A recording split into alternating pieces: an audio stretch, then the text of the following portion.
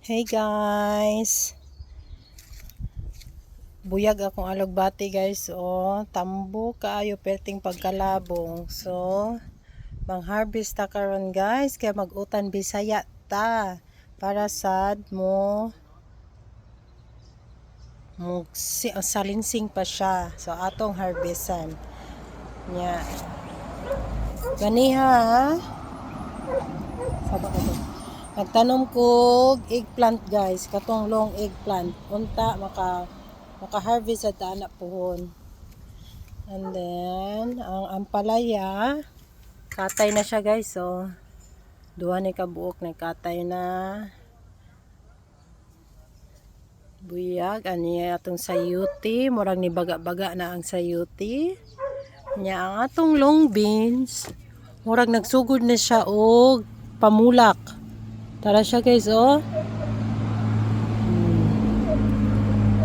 nagsugod na siya pamulak. Buyag. So nya para-paraan ang gyud para makasave ta no. Akong pinalit nga spring onion. Ang dahon ra akong gigamit. So akong gitanom para maka-harvest na sa ta. Di na ta magsigig pamalit. Here you go. Nya bizel. Akong gipamutlan kay mo siya nagulang na siya. Yep. Ang harvest ta og alugbati niya. Akong siling bitok-bitok pero tijung bagaa sa bunga guys. Ang siling bitok-bitok guys. Tara. Ako siyang gitukhan kay ma-touch na mo kayo ang kuan ang mga bunga sa ground. Tanawa tagko kay bunga. Ako na lang ning biyaan until mo red siya tapos usa na ko ibutang sa freezer pang stock pang paksiw, sinigang. Ya. Magkuan man ta magkuan man ta karon utan Bisaya so mag-harvest tan tag-usa. Kani kare guys tambo kaayo. Ya, ano lang kay kung mamay ta ni sa tindahan mahal naman kaayo. Dagko kayo no guys. Kay dagko Organic ni, organic. Nya nasa ko'y kamote diri. Pero mo pa'y pagkuhan sa kong kamote. Kana. Na, may tang kautan sa tani.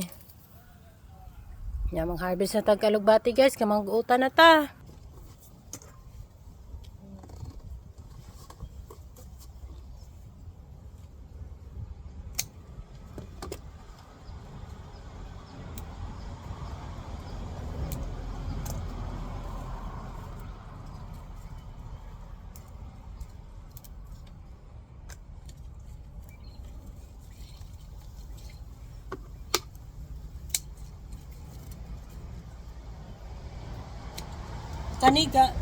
Kani guys, dili ko ni labay.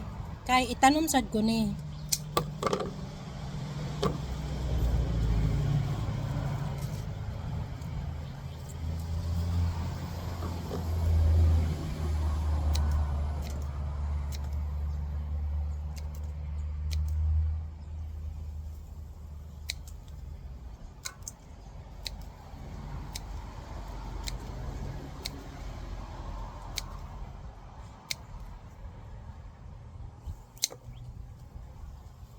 Na itanom na sad nato ni para daghan patag ma-harvest. Sunod.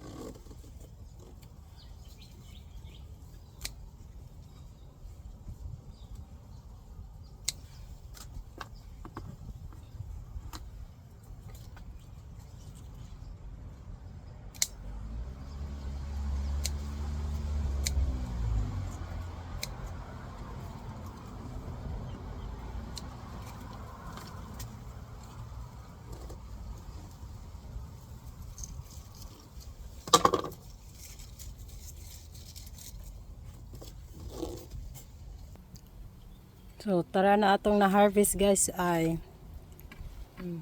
sa nakalutuan. So napatay maluto next few days kana siya kailangan pa nato ng harveston niya hasta kare para sa mas mulabong pa siya.